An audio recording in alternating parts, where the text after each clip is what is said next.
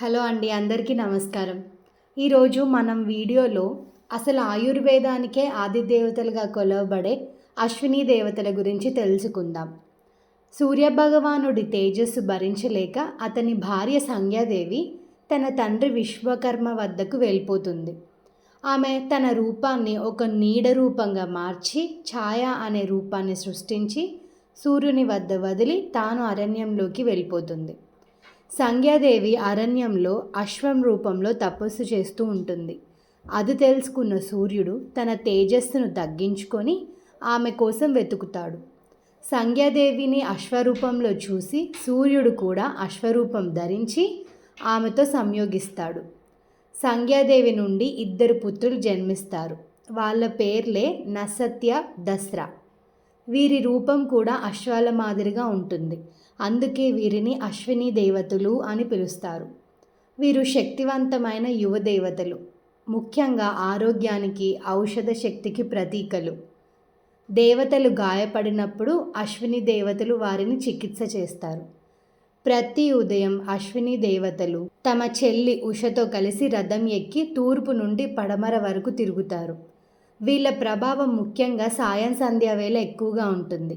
అందుకే మన పెద్దలు ఇంతకుముందు సాయంకాల సమయంలో చెడు మాటలు మాట్లాడకూడదు అని అంటూ ఉంటారు. ఎందుకంటే వీళ్ళని తదాస్తు దేవతలను కూడా పిలుస్తారు కాబట్టి. అయితే వీరికి హోమంలో సోమపానం తీసుకునే అధికారం ఉండదు. అది దక్కించుకోవడం కోసం ఏం చేయాలి అని వాళ్ళ గురువుగారిని అడిగితే ఆయన చవ్వన మహర్షి గురించి చెప్పి ఆయన ఒక్కడే మీకు సాయం చేస్తాడు, వెళ్ళి అడగండి అని చెప్తారు. చవ్వన మహర్షి ఎవరంటే ఆయన ఒక మహా తపస్వి. అతను భృగు వంశానికి చెందినవాడు. అతని తపస్సు ఎంతో ఘోరమైంది. అతని తపస్సు వల్ల కాలం చెలించిపోయేది. సంవత్సరాల తరబడి కదలకుండా తపస్సు చేస్తూనే ఉండటం వల్ల అతని శరీరం అంతా చీమల పుట్టల్లో కప్పబడిపోయింది. అయితే ఒకరోజు శర్యాతి మహారాజు తన కుమార్తె సుకన్యతో అడవి విహారానికి వస్తాడు. ఆ సుకన్య ఆమె చీమల పుట్టను చూసి ఆసక్తిగా దగ్గరికి వెళ్ళి ఆ పుట్ట రంధ్రంలో నుండి ఏదో మెరుస్తుందని చూసి ఒక పుల్లతో గుచ్చుతుంది. అవి చవ్వన మహర్షి కళ్ళు. దాంతో అతనికి చూపు పోతుంది. చవ్వన మహర్షి కోపంతో శాపం ఇస్తారు. ఆయన్ని శాంతింపజేయడానికి రాజు తన కుమార్తె సుకన్యని ఇచ్చి వివాహం చేస్తాడు. సుకన్య నిస్వార్థంగా ప్రేమతో తన భర్త అయిన చవ్వనునికి సేవ చేస్తుంది. కానీ అతను చాలా వృద్ధుడు. అంతటి తపస్సుతో శరీరాన్ని త్యజించబోయే స్థితిలో ఉన్నాడు. ఆ సమయంలో అశ్విని దేవతలు ఆమె భక్తిని చూసి ఆశ్చర్యపోయి ఆమెతో మాట్లాడతారు. ఓ సుకన్య, నీ భర్త చాలా ముసల్వాడు అయిపోయాడు. కానీ నీ భక్తికి మేము మెచ్చాము. మేము నీ భర్తకు తిరిగి యవ్వనాన్ని ఇస్తాము. కానీ ఒక షరతు, నీ భర్తతో పాటు మేమిద్దరం కూడా చెరువు లోపలికి వెళ్ళి బయటికి వస్తాం. మా ముగ్గురిలో నీ భర్త ఎవరో సరిగ్గా చెప్తే నీ భర్త ఎప్పటికీ యవ్వనంగానే ఉంటారు అని చెప్తారు. ఆమె దానికి ఒప్పుకుంటుంది. అయితే అశ్విని దేవతలు చవ్వనుని ఓ ఔషధాత్మక తీర్థంలో స్నానం చేయిస్తారు. కొన్ని దివ్య ఔషధ రసాయనాలు, ఆయుర్వేద మిశ్రమాలు అతనికి ఇస్తారు.